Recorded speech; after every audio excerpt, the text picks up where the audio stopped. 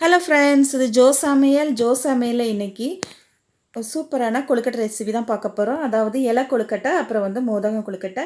இதில் வந்து என்ன ஸ்பெஷல்னால், இதோட ஸ்டஃபிங் வந்து நம்ம கொஞ்சம் வித்தியாசமாக வைக்க போகிறோம். பொதுவாகவே கொழுக்கட்டை அப்படின்னாலே தேங்காய் பூரணம் அது மாதிரி தான் வைப்போம். நம்ம வந்து ரொம்ப ஹெல்த்தியாக இன்றைக்கி பண்ண போகிறோம்.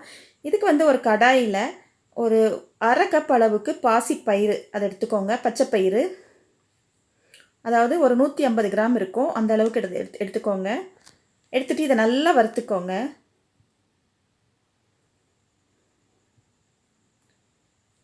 சிறு தீயில வச்சு நல்லா வறுத்துக்கோங்க. இந்த மாதிரி நல்லா வறுத்துக்கோங்க.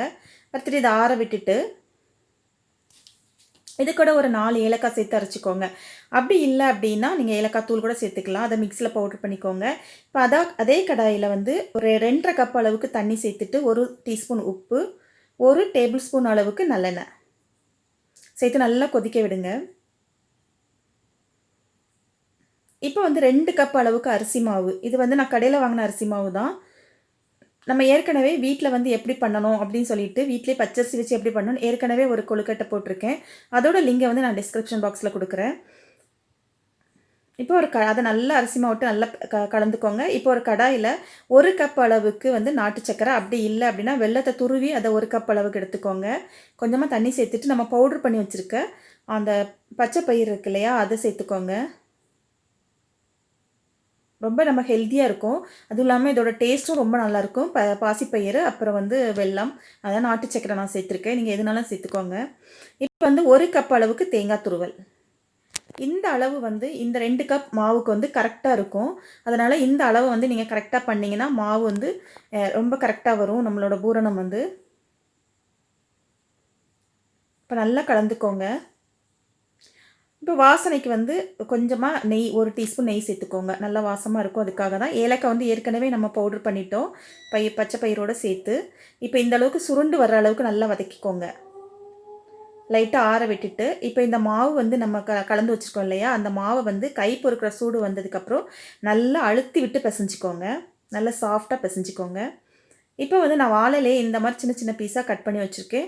அதை வந்து தீயில வந்து இந்த 2 பக்கமும் வாட்டி எடுத்துக்கிட்டோன்னா நம்மளோட கொழுக்கட்டை வந்து நல்லா வாசமாக இருக்கும். அதுக்காக தான் இந்த மாதிரி வாட்டி எடுத்துக்கோங்க.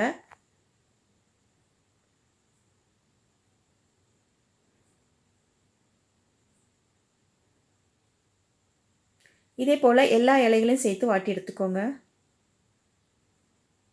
இலையும் நல்ல ஒரு சாஃப்டாகவும் இருக்கும். அப்புறம் அதோட அந்த ஸ்மெல்லும் ரொம்ப நல்லா இருக்கும் கொழுக்கட்டை நம்ம வைக்கும்போது.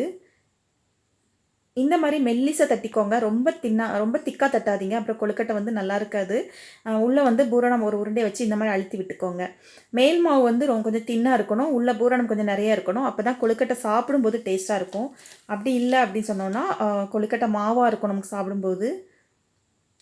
இது வந்து கொழுக்கட்டை செய்ய தெரியாதவங்க கூட ரொம்ப சூப்பராக பண்ணிடலாம். பூரண கொழுக்கட்டை இந்த மாதிரி வாழை இலையில் வச்சு. இப்போ இதை ஒரு இட்லி கொப்பரையில் ஒரு 10 நிமிஷத்துக்கு வேக வச்சு எடுத்துக்கோங்க.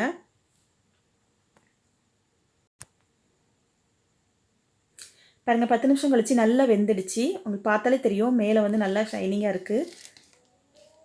இப்போ அதே போல் கடைசியில் நான் வந்து ஒரு அச்சு வச்சு இந்த மாதிரி மோதகம் மாதிரி அந்த ஷேப்பில் பண்ணியிருக்கேன். அது எப்படி பண்ணணும் அப்படின்னு காமிக்கிறேன். இந்த மாதிரி அச்சில் வந்து பாதி அளவுக்கு தான் மாவு வைக்கணும். ரொம்ப வச்சிங்கன்னா மாவாக இருக்கும், டேஸ்ட் இருக்காது. பாதி அளவுக்கு வச்சு நல்லா தின்னா விரல்களை வச்சு நல்லா அழுத்தி விட்டுக்கோங்க. இப்போ வந்து நம்ம அந்த பூரணத்தை வந்து ஒரு உருண்டை எடுத்து நல்லா உள்ளே வச்சு ஸ்டஃப் பண்ணிக்கோங்க. இது போல் பண்ணிவிட்டு மேலே கொஞ்சம் மாவு வச்சு சீல் பண்ணிக்கோங்க.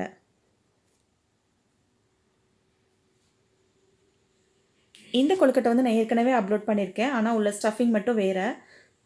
இப்போ எடுத்திங்கன்னா ரொம்ப அழகாக வரும். இதையும் நம்ம இந்த மாதிரி ஒரு 10 நிமிஷம் வேக வச்சு எடுத்துக்கலாம். இப்போ நான் பண்ண இந்த மாவு வந்து இவ்வளோ 2 கொழுக்கட்டை அளவுக்கு மட்டும் மிச்சம் இருக்குது. இதுக்கு மட்டும்தான் பூரணம் இல்லை, ரொம்ப கரெக்டாக இருக்கும். அதனால் நீங்களும் இந்த அளவுபடி செய்யுங்க, ரொம்ப கரெக்டாக வரும். இப்போ இதையும் நம்ம வேக வச்சு எடுத்துக்கலாம். பாருங்கள், ரொம்ப சூப்பராக இருக்குது. நான் கட் பண்ணி காமிக்கிறேன்.